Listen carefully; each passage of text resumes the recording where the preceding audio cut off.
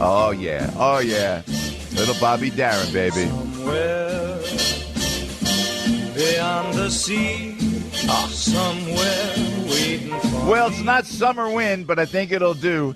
Steve Adubato, Emmy Award-winning anchor on PBS, host of Lessons in Leadership podcast, author of the book Lessons in Leadership, longtime friend from the great state of New Jersey. Steve, welcome back to the show. Happy Italian-American Month, the first day today, Steve Adubato.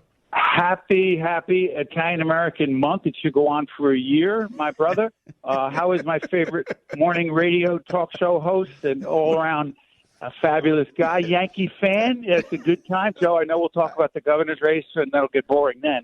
But right now, we got the Yankees, we got Italian-American Month, we got Joe Piscopo. I mean, what's better than that? It's a trifecta. You know what? We're having fun, man. It's great, and it's interesting. I was with Nick DiMarzio, the Bishop of Brooklyn, who we know him from Newark, Came right? from Newark originally. Yeah, North originally. I'm there in Brooklyn and Queens yesterday, Steve. I'm going Bluefield Avenue from the stage. You know, and only Nick and I are the only guys knew what I was talking about. You know, Bluefield Avenue, yeah. You know, so it's a great place to be from. Nick is the best. By the way, did you do a novena together? Oh, guys, I forgot. Novena's a great word. That's a great word. I forgot. I'm sorry, Joe. My staff tells me all the time, talk about what you're supposed to talk about. I said, you don't understand. Joe and I have a language that only the two of us understand, and we don't really care if anybody else understands. Do you remember, where's Mom? Well, she's doing a novena at church. What was a novena? It was a special mass or a special prayer. What a great word. Why didn't I think of that last night?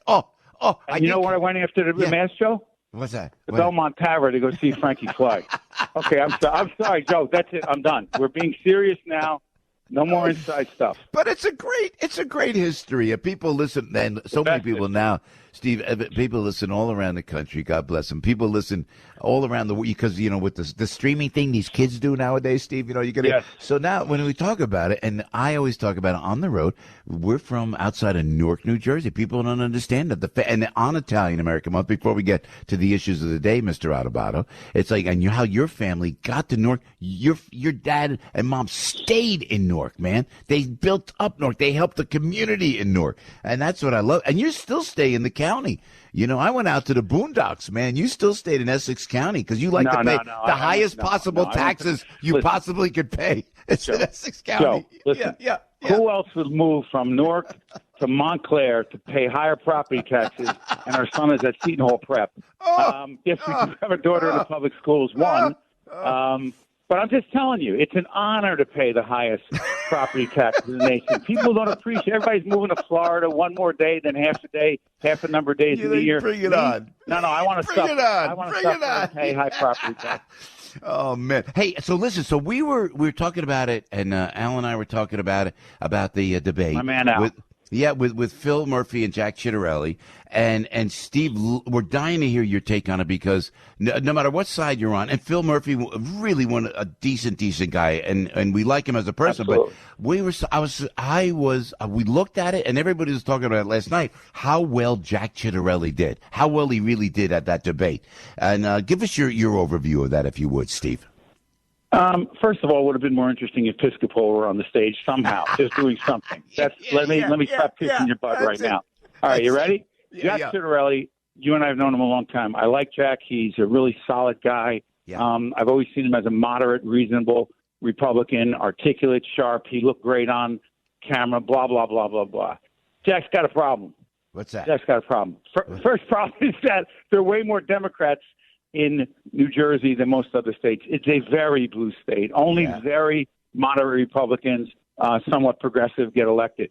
The problem is Jack Ciattarelli moved very far to the right because he thought he was going to have a Republican primary. He didn't wind up having it. And no disrespect, I know a lot of your audience loves former President Donald Trump, but loving Donald Trump and being right there with him sometimes doesn't help in a state like New Jersey with a lot of Democrats who are going to wind up voting for Phil Murphy, who don't even know his policies, but he has a D after his name. That's just the math, Joe. Yeah, what is the math? What are the numbers? They're like something like almost 2 million registered Democrats as opposed to 800,000 Republicans. Is that pretty much the numbers, Steve? Yeah, exactly. That's why you didn't run for governor, Joe, because you can count. That's Well, why. But but in all seriousness, there are a lot more urban communities and the suburbs in New Jersey, which is interesting. Yeah. The suburbs of New Jersey, not rural areas out by where you are, but the suburbs, frankly, independent, leaning a little more progressive. They're not the suburbs of Alabama or Texas. They're really not. And while we have people who are very concerned about property taxes, income taxes, again, Governor Murphy announced publicly he would not be raising taxes in his second term. My only question is how are you going to pay for all the progressive, far-left policies that he has, many of which I agree with, but at least I want to be honest and notice that and acknowledge that you're going to have to raise taxes. He said he wasn't going to raise taxes in a second term, not buying it. But I got to tell you something. There are many more Democrats, and that's just New Jersey, and more Democratic voters are moving into the state as some are leaving the state, and it's very hard for a Republican to win. It is, and how do you? And you know who came up with this? I got to give credit where it's due. Al has an intellect quota up to about 9 o'clock in the morning. But when he has it, boy, does he have it! Thank you. And he said, "You're welcome." Al. Hold on a second. What did he say this after the beer show or before? It was before, so you could trust it. So listen. So he said, and it's true. Are there about, and Steve, you'll know the stats, roughly 3 million-ish, or at least several million voters who are eligible to vote, but just don't plain show up in New Jersey. And can Jack Ciattarelli awaken that sleeping giant? Al is right? So Al is right as usual. That's why he's there, always providing insight and perspective. But I'm going to tell you this. Yeah. Of the undecided voters, say it's about an 8 to 10 point race right now. Okay. Yeah. Say Murphy's at a lead, and I'm not big on horse race stuff, but say that's accurate. Okay. All right. Okay. I believe that of those independent voters who either aren't going to vote or don't plan on voting or haven't decided who are going to vote, maybe that's 10-15% of who's left in the electorate. He's got to get 60-70%. Jack Ciattarelli's got 60 to 70% of those people have to break his way in order for him to have a chance. It's going to be an uphill task. He's got to hit Phil Murphy, and I mean that metaphorically. He's got to hit him on taxes. He's got to hit him, frankly. When I asked Governor Murphy in my interview with him, which airs tomorrow on public television, New Jersey, NJPBS, and also WNET in the morning. Check it out on steveadubato.org. I won't plug too much, but I'm going to say this. Please, go for it. This is Murphy first, and then you got Jack Ciattarelli, Jack coming up, right? So, absolutely. We sat down for a half hour with Murphy, and then next weekend it'll be Jack Ciattarelli. But here's the deal. I was straight, tough, to the point, followed up when I got non-answers, and I got, in my opinion, a non-answer from Governor Murphy when I asked him about the nursing home debacle. He kept blaming the nursing home owners, and I said, Governor, but you and your administration sent people back who had COVID into those nursing homes, and why didn't you guarantee that they'd be separated from other patients? And he kept saying, well, the nursing home said they would do it. That doesn't work that way. Is it as bad as Cuomo in New York, who undercounted the number of deaths? No, but it's still wrong, and I wish the governor would have owned that. The second half hour with Jack Ciattarelli pressed him on a variety of issues, particularly, Joe. I'm not a big fan of the Stop the Steal stuff. I'm not. I respect who people voted for, who they voted for. But many of my friends are Trump supporters. But here's the deal. When Jack Ciattarelli attended that rally, that was a Stop the Steal rally, that had Confederate flags. Yeah. And here's the thing. He said he didn't even know what it was. I said, Jack, stop. Seriously. Your name was on that flyer. You were part of that. Just say that that's what you did because that's part of your constituency. Own it.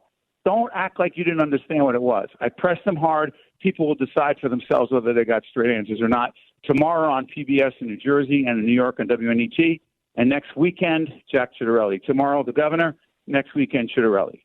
Great stuff. Hey, Steve, before I let you go, man, tell us quickly, if you would, about, I always talk about giving back. And, Mr. Raymond Chambers, our mentor and our, the guiding light to give back. He's a philanthropic giant who just gave up everything on Wall Street to help and give back to his community of Newark. And your dad and Mr. Chambers were so close. You were a young kid, and you saw your family giving back and building the North Ward Center. You taught me, man. Let me tell you something. Your dad, rest his soul, and Mr. Chambers enlightened me to give back. The work you did at the Boys and Girls Club, Joe, speaks for itself. Yeah, man. How about that, right? What a community. And how about this one? You ready, Joe? I'm sorry for interrupting. Talk about our heritage going all the way back. Yeah. My father's father, Mike Adubato, died well before I was born in the late 40s. Here's what he did. He was the first head of the boys club. It wasn't Boys and Girls Club at the time in Newark. Wow. Mike Adubato, who I heard about him as a kid, and then you got in later on. Ray Chambers funded the Boys and Girls Club. My father got involved. You got involved. That's part of our world. I was at the North Ward Boys and Girls Clubs as a kid. That doesn't mean a lot to a lot of people, but to the Denzel Washingtons of the world who grew up in Westchester County, New York, the Boys and Girls Club, they kept them off the streets. They kept them doing the right thing and studying and working hard, and that's what makes this country great. Yeah, and I saw it firsthand, and I've been trying to follow the path of your father, grandfather, and Mr. Chambers ever since. And, Steve, I know you're right there with us. Hey, my friend, great to catch up, Steve. God bless. Love to the family, and hopefully I'll see you sooner or later, you know? Absolutely. Last time I saw you, we had a big event. You ran out after 5 minutes making a speech because you had to be up by 3 in the morning to do the show. I had to cover for you. It was all good. It's all inside. Italian-American month. It's the Italian-American year. That's all I'm going to say. Yeah, you go. Steve, God bless you. Thanks, Steve. Steve Adubato right there. It's true. He was emceeing an event. The first thing he said to me, I'll get you out of here early. Everybody knows they got to go to bed like 8 o'clock. Come on. He knows. Steve knows.